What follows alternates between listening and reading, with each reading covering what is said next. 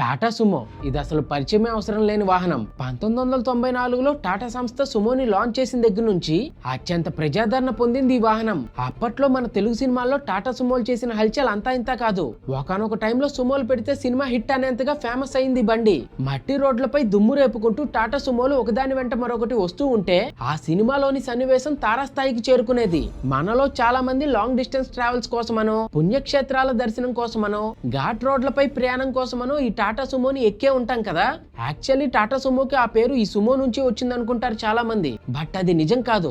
అప్పట్లో టాటా మోటార్స్ లో వర్క్ చేసే టాప్ మోస్ట్ ఎగ్జిక్యూటివ్స్ అంతా కలిసి లంచ్ టైమ్ లో ఒక చోట కూర్చుని లంచ్ చేస్తూ ఏదో ఒకటి చర్చించుకుంటూ మాట్లాడుకునేవారు. కానీ ఒక సీనియర్ ఎగ్జిక్యూటివ్ మాత్రం లంచ్ టైమ్ లో వారెవరితోనూ కూర్చుని లంచ్ చేయకుండా తన కార్ లో బయటకు వెళ్లి లంచ్ టైం అయిపోయాక తిరిగి ఆఫీస్ కు వస్తుండేవాడు.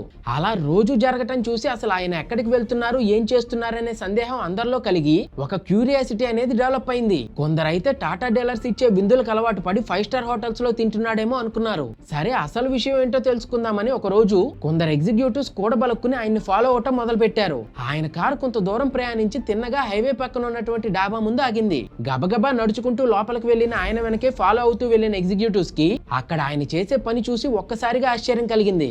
ఆయన లారీ డ్రైవర్స్ అందరితో కలిసి కూర్చుని భోంచేస్తూ వారితో ముచ్చటిస్తూ టాటా ట్రక్కులకు సంబంధించి ఎదురయ్యే సమస్యలు మరియు ట్రక్కులు ఇక మీదట ఏ విధంగా తయారు చేస్తే బాగుంటుందో సూచనలు అడిగి తెలుసుకుంటూ నోట్ చేసుకుంటూ కనిపించారు. అలా డ్రైవర్స్ నుంచి తీసుకున్న ఫీడ్బ్యాక్ తో రీసెర్చ్ అండ్ డెవలప్మెంట్ టీమ్ తో కలిసి టాటా వెహికల్స్ యొక్క క్వాలిటీని పెంచి క్వాలిటీ పరంగా వరల్డ్ లోనే one of the best automotive కంపెనీగా టాటాని తీర్చిదిద్ది ఆర్కిటెక్ట్ ఆఫ్ టాటా మోటార్స్ అని అనిపించుకున్న వ్యక్తి మరెవరో కాదు, సుమంత్ మూల్గావ్కర్ గారు. ఒక టాటా ఎంప్లాయ్ గా మరియు ఎండీగా కంపెనీ గ్రోత్ అండ్ డెవలప్మెంట్ కోసం ఎంతగానో కృషి చేసినందుకు గాను టాటా మోటార్స్ 1994లో లాంచ్ చేసినటువంటి ఎస్యూవీ వెహికల్ కి ఆయన పేరులో వచ్చే మొదటి 2 లెటర్స్ కలిపి సుమో అనే పేరు పెట్టారు.